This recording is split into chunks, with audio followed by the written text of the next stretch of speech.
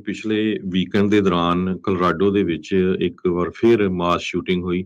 ਇੱਕ LGBTQ club ਜੋ ਆ ਉੱਥੇ ਰਾਤ ਨੂੰ 11:15 ਵਜੇ ਦੇ ਕਰੀਬ ਇੱਕ 22 ਸਾਲਾਂ ਦਾ ਜੋ ਸਸਪੈਕਟ ਆ ਜਿਸ ਨੂੰ ਅਰੈਸਟ ਵੀ ਕਰ ਲਿਆ ਗਿਆ ਹੈਗਾ, ਉਸ ਨੇ ਸ਼ਰੇਆਮ ਗੋਲੀਆਂ ਚਲਾਉਣੀਆਂ ਸ਼ੁਰੂ ਕਰ ਦਿੱਤੀਆਂ, ਜਿਹਦੇ ਨਾਲ 5 ਜਾਣਿਆਂ ਦੀ ਮੌਤ ਮੌਕੇ ਤੇ ਹੋ ਗਈ ਤੇ 25 ਜਾਣੇ ਜਿਹੜੇ ਆ ਬਹੁਤ ਬੁਰੀ ਤਰ੍ਹਾਂ ਫੱਟੜ ਹੋਏ ਹੈਗੇ ਆ।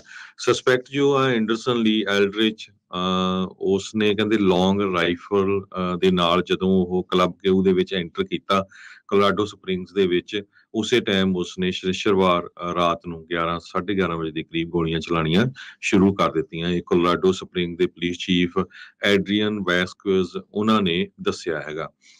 2 ਜਾਣੇ ਕਹਿੰਦੇ ਹੀਰੋ ਨਿਕਲੇ ਜਿਨ੍ਹਾਂ ਨੇ ਉਸ ਨੂੰ ਕਾਬੂ ਕਰਨ ਦੇ ਵਿੱਚ ਕਾਮਯਾਬ ਹੋ ਗਏ, ਨਹੀਂ ਤਾਂ ਹੋਰ ਬਹੁਤ ਸਾਰੇ ਲੋਕਾਂ ਦੀ ਮੌਤ ਹੋਣੀ ਸੀਗੀ। 2 ਗੰਨਾਂ ਉਹਦੇ ਕੋਲੋਂ ਤੇ ਇੱਕ ਲੌਂਗ ਗਨ ਰਿਕਵਰ ਕੀਤੀ ਗਈ ਆ ਸੀਨ ਤੋਂ ਹੀ।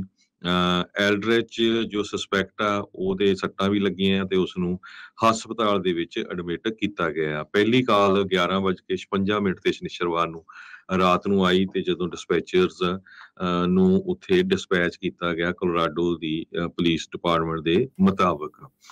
ਬਾਰਟੈਂਡਰ ਮਾਈਕਲ ਐਂਡਰਸਨ ਨੇ ਦੱਸਿਆ ਵੀ ਉਸਨੇ ਪੌਪਸ ਹਰਡ ਕੀਤੇ, ਜਿੱਦਾਂ ਪਟਾਕਿਆਂ ਵਾਂਗ ਆਵਾਜ਼ ਸੁਣੀ ਤੇ ਜਦੋਂ ਦੇਖਿਆ ਵੀ ਇੱਕ ਬੰਦਾ ਗਨ ਦੇ ਨਾਲ ਗੋਲੀਆਂ ਚਲਾ ਰਿਹਾ ਸੀਗਾ।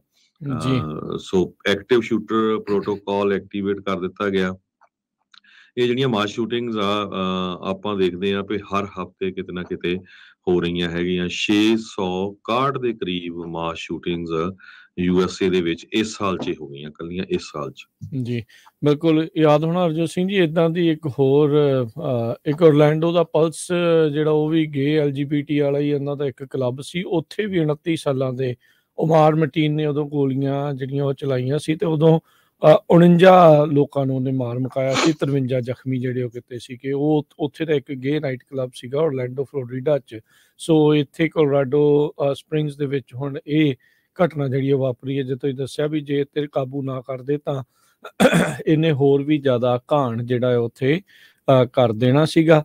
11:56 ਦੇ ਪਹਿਲੀ 911 ਕਾਲ ਗਈ ਤੇ 12:02 ਦੇ ਉੱਤੇ 6 ਮਿੰਟਾਂ ਦੇ ਵਿੱਚ ਕਹਿੰਦੇ ਵੀ ਪਹਿਲਾ ਆਫਿਸਰ ਆ ਉੱਥੇ ਪਹੁੰਚ ਗਿਆ ਸੀਗਾ ਤੇ ਉਦੋਂ ਉਸਨੂੰ ਡਿਟੇਨ ਕਰ ਲਿਆ ਗਿਆ ਸੀ।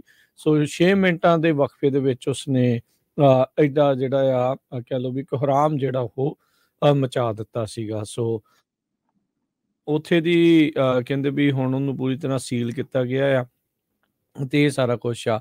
ਐਲਡਰਿਚ ਉਹੀ ਬੰਦਾ ਆ, ਇੱਕ ਵਾਰੀ ਬੌਂਬ ਥ੍ਰੈਟ ਇੰਸੀਡੈਂਟ ਦੇ ਵਿੱਚ ਵੀ ਇਸਨੂੰ ਗ੍ਰਿਫਤਾਰ ਪਹਿਲੋਂ ਕੀਤਾ ਗਿਆ ਸੀਗਾ ਜੂਨ 2021 ਦੇ ਵਿੱਚ। ਉਦੋਂ ਅਲ ਪਾਸੋ ਦੇ ਕਾਉਂਟੀ ਸ਼ੈਰਿਫ ਆਫਿਸ ਨੇ ਅਲਰਟ ਉਸ ਨੂੰ ਕੀਤਾ ਗਿਆ ਸੀ ਵੀ ਇਹਦੇ ਕੋਲ ਘਰੇ ਬਣਾਇਆ ਹੋਇਆ ਬੰਬ, ਹੋਮਮੇਡ ਬੰਬ ਜਿਹੜਾ ਇਹਦੇ ਕੋਲ ਆ, ਤੇ ਲਾ ਇਨਫੋਰਸਮੈਂਟ ਆਫਿਸਰਸ ਨੂੰ ਇਸ ਇਨਵੈਸਟੀਗੇਸ਼ਨ ਦੇ ਬਾਰੇ ਬਰੀਫ ਜਿਹੜਾ ਕੀਤਾ ਗਿਆ ਸੀ।